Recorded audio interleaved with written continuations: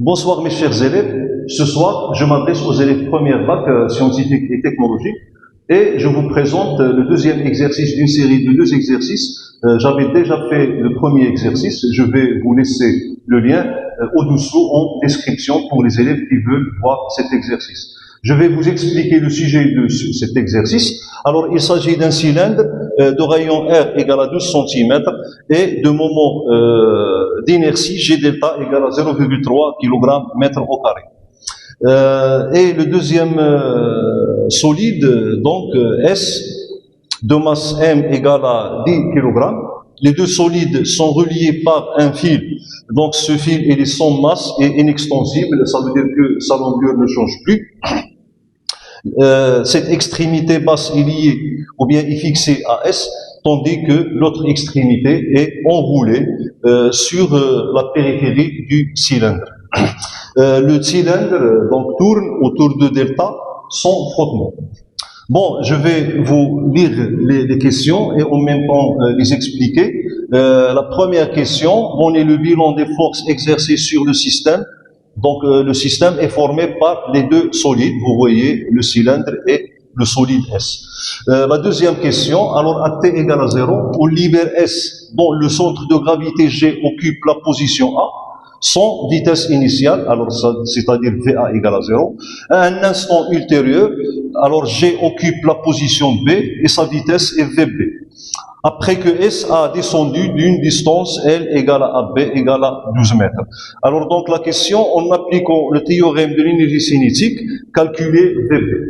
Et la dernière question, sachant que la tension T du fil reste constante, calculer T. Donc j'ai écrit toutes les questions pour que les élèves qui veulent faire l'exercice, bon, ils ont tous les données et après, donc, ils peuvent voir la solution. Donc, on va commencer par la première question. Alors, le système est soumis. Alors, on doit faire l'inventaire, bien sûr, des forces extérieures.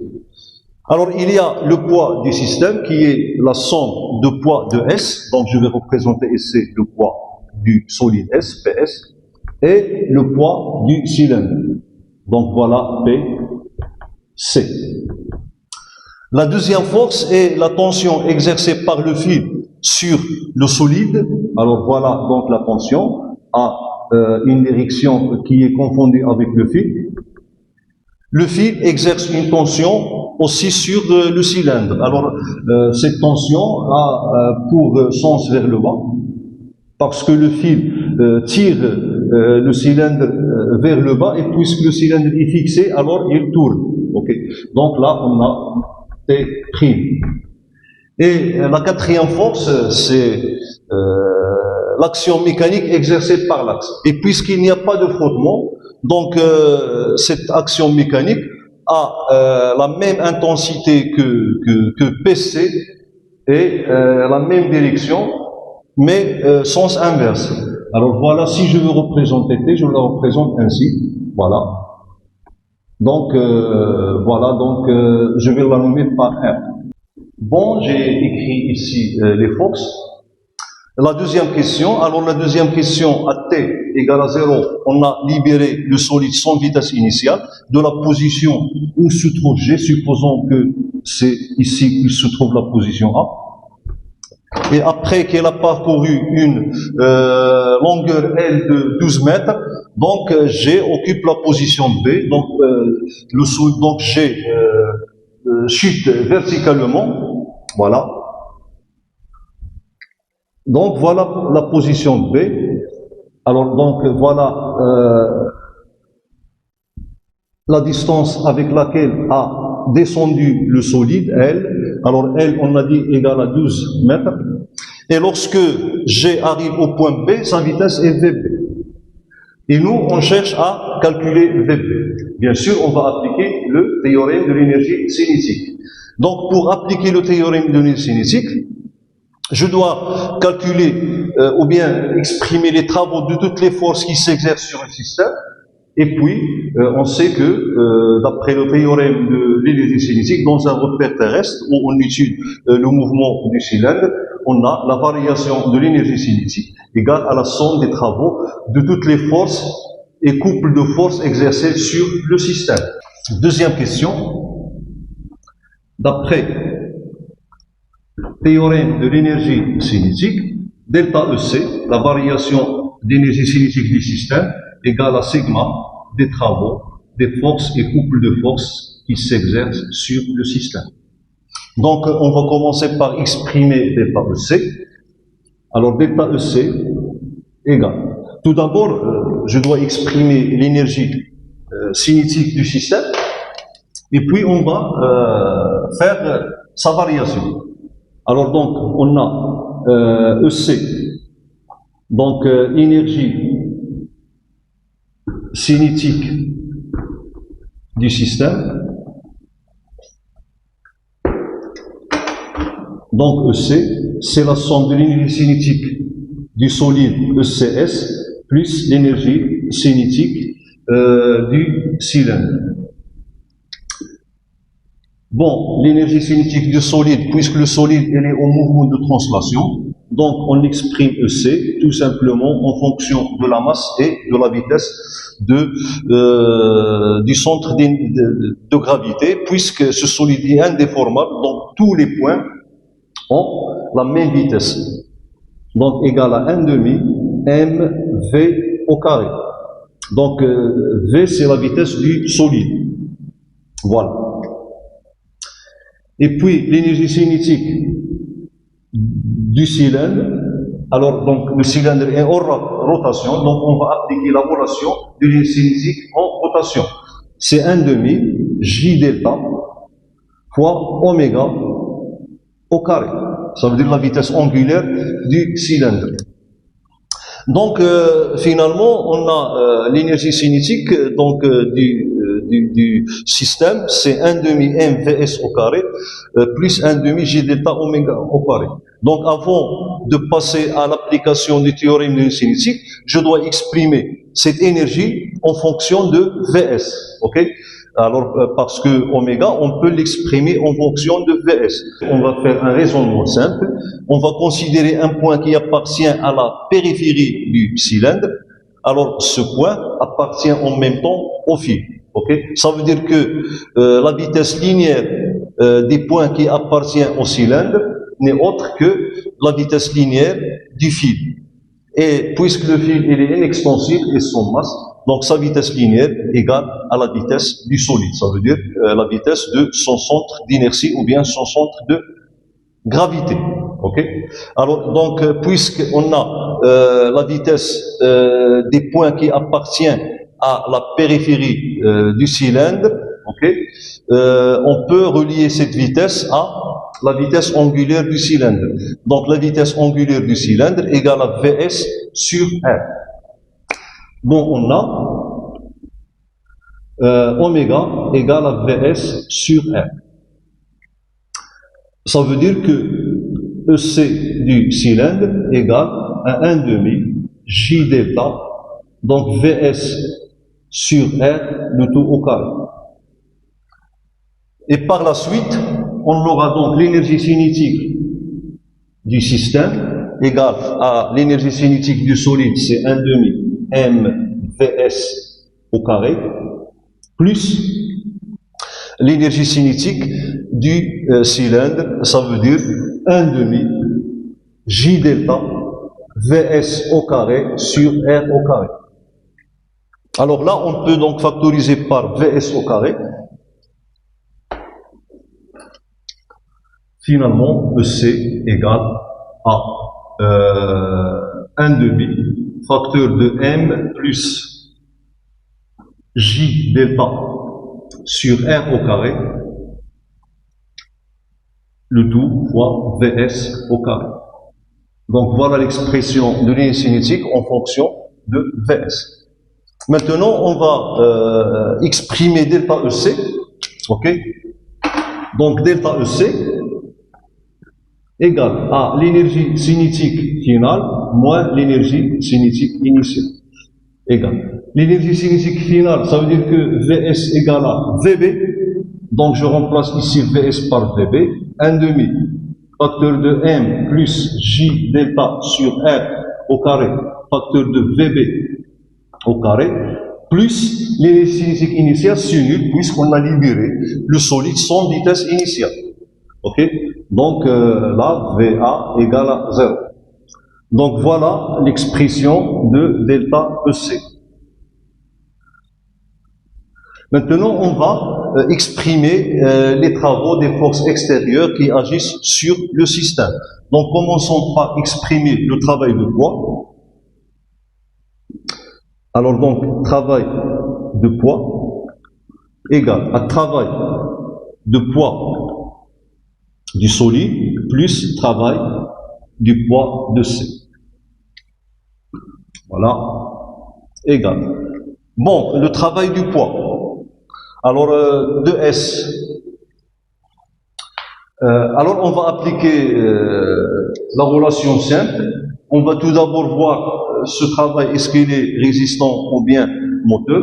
Alors, vous voyez que le sens du vecteur P est le même que le sens du vecteur AB. Donc, le poids est moteur.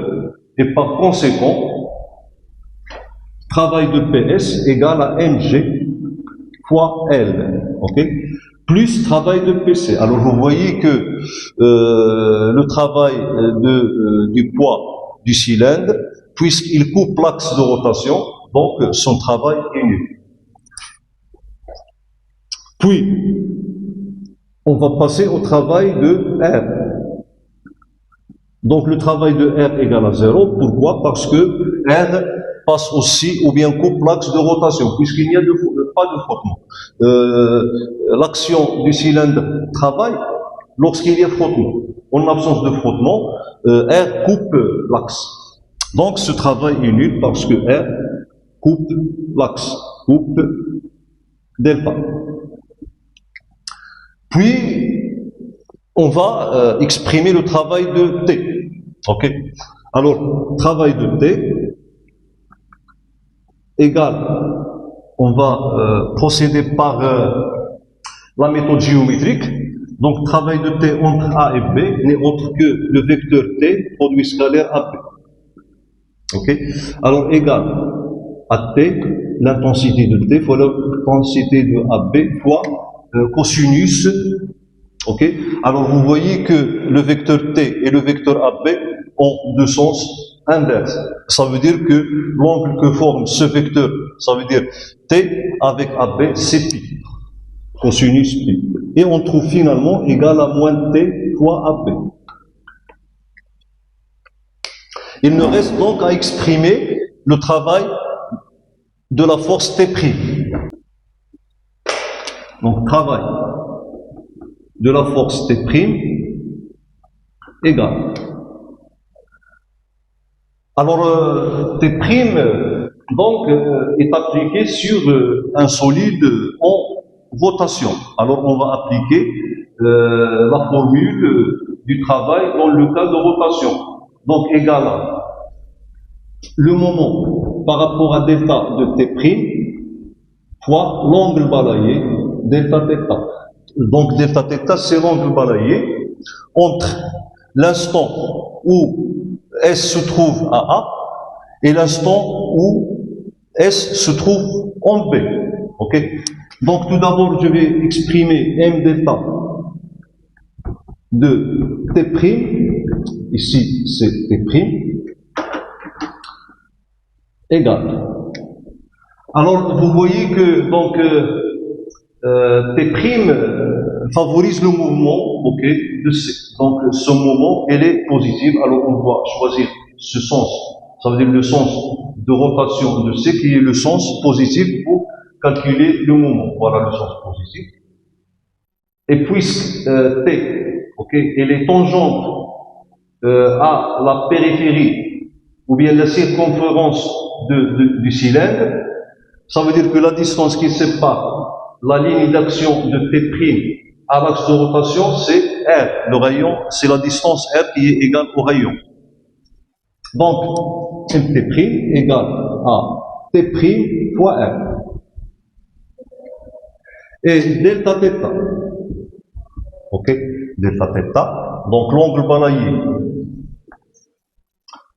Alors, si je prends un point, ok, qui se trouve sur la périphérie du cylindre, à l'instant où on a libéré, entre l'instant où on a libéré le solide et l'instant où G se trouve à B, ça veut dire que G a parcouru la distance L, alors ce point, va parcourir un arc de longueur L, un arc de longueur L. Et par conséquent, delta θ sera égal à la longueur de l'arc divisé par le rayon de la trajectoire, ça veut dire le rayon de la circonférence de ce cylindre. Ça veut dire que delta θ égale à L sur R. Ok? Et finalement, on a donc travail de T' égale à T' R fois L divisé par L. Je simplifie par L et je trouve finalement T' fois L. Donc voilà le travail de T. Ainsi, donc la somme des travaux des forces exercées sur C entre A et B et donc sigma des travaux des forces extérieures égale. Donc le travail du poids c'est mg L, parce que le travail de PC c'est nul, plus le travail de R c'est 0, plus le travail de T c'est moins T fois AB, plus le travail de T', c'est plus T' fois AB. Donc AB c'est bien sûr c'est L, AB c'est L, voilà. Alors je vais écrire ici L et là L. Bon, remarquons ici que puisque le fil il est inextensible, et son masse, ça veut dire que la tension T, l'intensité de la tension T égale à l'intensité de la tension T', Parce que le fil, la propriété du fil, d'un fil inextensible et son masse, et qu'il transmet, ça veut dire qu'il transmet la force, sans changer son intensité. Ce qui peut changer, c'est la direction et le sens de la force. Si on a une poulie par exemple, voilà, une poulie P, si par exemple on exerce une force F sur le fil, alors cette force sera transmise à cette extrémité-là. Là on a F. Alors les deux forces, F' et F, ont même intensité. Donc, on peut écrire ici que le fil est inextensible et sans masse, alors T égale à T'. Donc si T égale à T', ça veut dire que TL plus TL, T'L égale à 0. Et finalement, sigma des travaux des forces extérieures égale à mgf. Ainsi, delta EC égale à sigma des travaux des forces extérieures. Alors ici, je vais nommer cette relation par 1 et là par 2. Donc 1 égale à 2, équivalent à dire que 1 demi m facteur de j delta, 1 demi facteur de m plus j delta sur r au carré, facteur de vp au carré, égale à mgl. Et de là, donc, je peux trouver l'expression de VP. Donc, VP égale. Donc, je ramène ce 2 ici, ça va donner 2 MGL. et je peux ici simplifier par M, ok?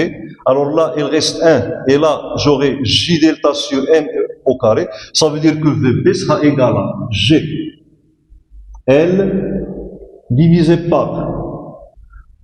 Alors, donc ce 2 sera ici. Donc 2GL divisé par 1 plus J delta sur M R au carré. Donc le tout à la puissance 1,5. Ça veut dire la racine carrée. Donc voilà l'expression de VB. Application numérique. VB donc égal à 8,73 mètres secondes moins 1. Passons à la dernière question. On considère que la tension du fil reste constante lors du déplacement du solide S. Alors on doit déterminer son intensité. Okay. Alors là, donc, on a le choix. Soit on étudie ce système ou bien ce système. Okay.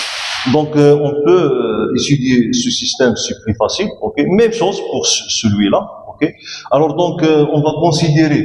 Alors la deuxième question, donc on cherche à déterminer T. Okay. Donc on a déjà trouvé que T égale à T'. Donc étudions le système, le solide S tout simplement. Alors donc pour appliquer le théorème de lien cinétique, je dois tout d'abord faire l'inventaire de forces qui s'exercent sur S. Alors S est soumis à donc deux forces, son poids P, son poids, et la deuxième force c'est T, donc tension du fil.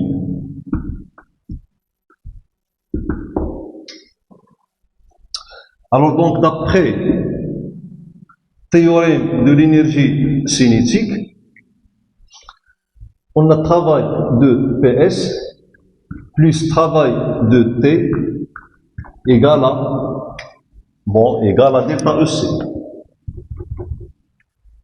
Alors travail de PS, on a déjà déterminé le travail du poids du solide S, c'est MGL.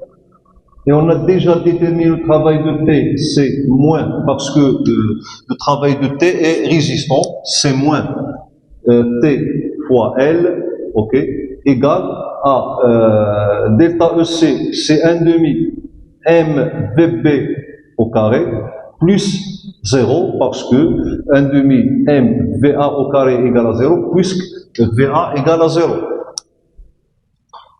Et de là, donc, je peux déterminer T, ok. Donc, T égale à MGL moins 1,5 MVB au carré divisé par L, ok. Donc, T égale MG moins MVB au carré divisé par 2Z. Alors voilà l'expression de P. Application numérique, donc après calcul, on trouve T égale à 66,2 newtons. Alors on trouve bien sûr le même résultat si on considère le système étudié, c'est le cylindre. Je vais faire avec vous cette méthode. Donc, ou bien autrement, donc C est le système étudié. Donc, C est soumis à, donc on a dit T', tension du fil, puis R, action mécanique de l'axe, action mécanique exercée par delta, et puis PC, donc son poids. Donc d'après théorème de l'énergie cinétique, delta EC égale à sigma des travaux des forces extérieures. Donc delta EC, c'est 1 demi J delta oméga final au carré. Donc moins 1 demi G delta oméga initial, donc oméga initial, puisque à t égale à 0, on a libéré le solide, donc VA égale à 0, et par la suite, la vitesse angulaire initiale du cylindre est sinus. Donc égal à sigma des travaux. Alors le travail de R, on a dit que c'est nu, ok, puisque R couple l'axe. Le travail de PC est nu aussi, puisque PC couple l'axe. Il reste le travail de T'. Et le travail de T', on a trouvé que c'est T' fois L, ok. Alors, on a vu ça, donc c'est le moment de T' fois delta θ. Alors, le moment de T', c'est T' fois R, et delta θ, c'est L sur R. On simplifie par R, on trouve, voilà, T' fois L. Et puis, on a exprimé, donc, oméga au carré, en fonction de VS, ça veut dire VA, ok, pardon, VB, ça veut dire que 1 demi J delta oméga, pardon, VA, VB, pardon, au carré sur R au carré égale à T' fois R. Et de là, donc, on en déduit T', donc T' sera égal à donc 1 demi J delta VB au carré sur L fois R au carré. Et en faisant une application numérique, on va trouver la même valeur qu'ici. Ok. Parce que ici, je peux donc exprimer G delta, ok, donc en fonction de VB et MG, et on fait nos calculs, et finalement, on va trouver la même relation qu'on a trouvée dans la première méthode. Donc ici, en faisant une application numérique, ok, T', alors on a la valeur de J delta, la valeur de L, la valeur de R et la valeur de B, on trouve la même valeur, donc c'est 66,2 newtons. Alors c'est tout pour cet exercice, j'espère que vous avez compris. Si vous avez des questions, ok, vous pouvez poser vos questions sous forme de commentaires, et à bientôt.